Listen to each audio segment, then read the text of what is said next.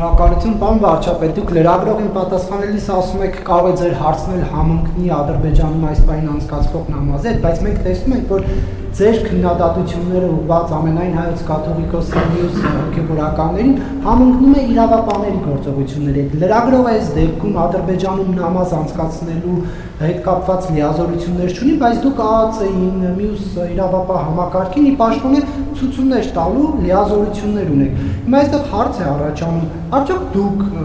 ձեր այս քաղաքական հայտարարություններից հետո են այդ գործողությունները իրավապահները իրականացնում, թե ոչ եւ ընդդիմությունը իրեն զգում է 37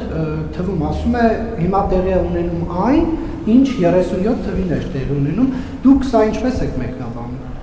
Ես զարմանքով արձանագրեցի, որ մեր ընդդիմության մեջ կան մարդիկ, ովքեր 37 թիվը տեսել են եւ նույն զգացողությունները ունեն։ Գիտեք, ես այն քննադատությունները, որ հնչեցրել եմ, այդ քննադատությունների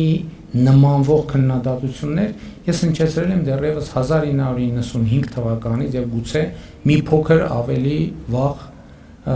ժամանակից։ Մենք ձեր հարցի համար կա շատ կոնկրետ մեթոդաբանություն։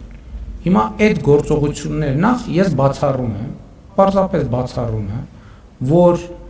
այն գործընթացները, որոնք տեղի են ունենում եւ որոնց մասին հայտարարվում է, դրանք որևէ կերպ դուրս լինեն իրավական ընթացակարգերի եւ օրենքի շրջանակներից։ Ես դա պարզապես բացառում եմ։ Երկրորդը,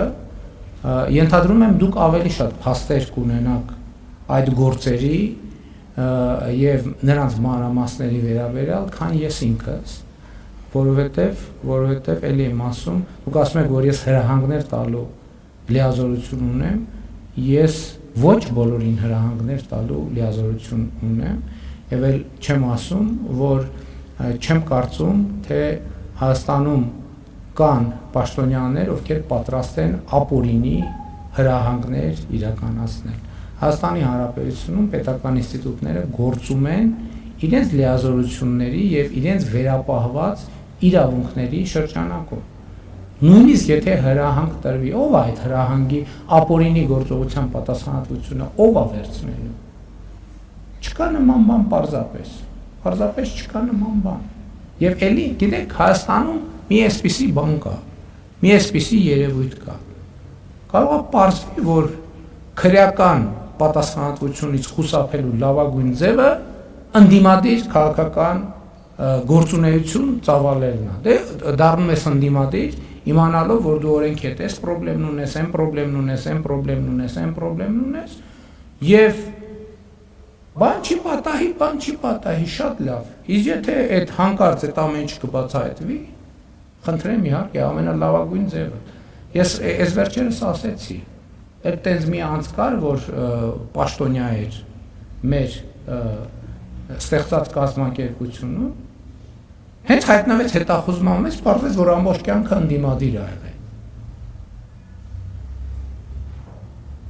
Արդեն սկսեց ուրիշ ձևով խոսալ իմ մասին, այսինքն տպավորությունն է, որ տենց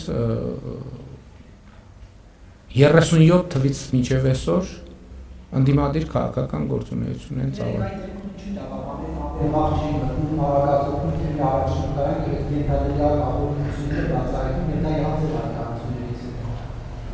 Ենթադրում եմ, բայց ես երեք լուրերի թողարկումն եմ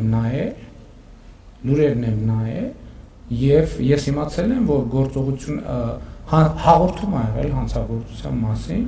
եւ հանցագործության մասին հաղորդմանը եղել է արձագանք։ Չի լինում քրեական ընթացակարգ առանց հանցագործության մասին հաղորդագրության։ Ինչու չեն արել։ Ենթադրում եմ հանցագործության մասին հաղորդման բացակայության պատճառով, այսինքն տեղեկություն չի եղել, տենց չի լինում, որ իրավապահներն ասում են, մեկ էլ ասում են, մտնենք մի հատ այս դուռը տենանք, ինչ կա դռան հետ։ Իհարկե այդպիսի ռեժիմեր ենթադրում եմ օպերատիվ հետախուզական գործունեության մասին օրենքի շրջանակներում կարող է լինել, բայց առնվազն լուրերի երեկվա թողարկման կամ այն ինչ որ ես երեք հասկացա, այդ տրամաբանությունն է։ Բայց դա դուք էլ պետք է իմանայիք, ինչ եք ինձ հարցնում։